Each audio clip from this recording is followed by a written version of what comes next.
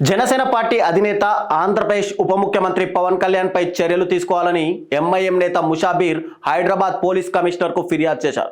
NDA కూటమి తరపున మహారాష్ట్రలో నిర్వహించిన ఎన్నికల ప్రచారంలో నాందేడ్ జిల్లాలో మాట్లాడుతూ తమపై అనుచిత వ్యాఖ్యలు చేశాడని హైదరాబాద్ సిపి ఆనంద్కు ఫిర్యాదు చేశారు.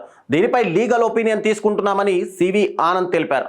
అసలు పవన్ ఏం మాట్లాడారో ఒక్కసారి చూద్దాం. చాలా మంది పాత బస్తీ నుంచి వచ్చి హైదరాబాద్ పాత బస్తీ నుంచి వచ్చి బతుకమ్మ పండగని పరిహాసం చేస్తారు, సంస్కృతిని పరిహాసం చేస్తారు. సనాతన ధర్మాన్ని పాటించే వాళ్ళు ఎవరైనా సరే,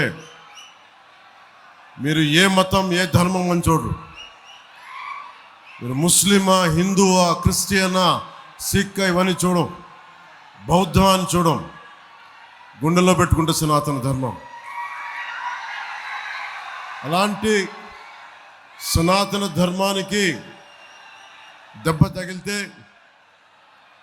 ఖచ్చితంగా బయటికి వస్తాం, గట్టిగా మాట్లాడతాం.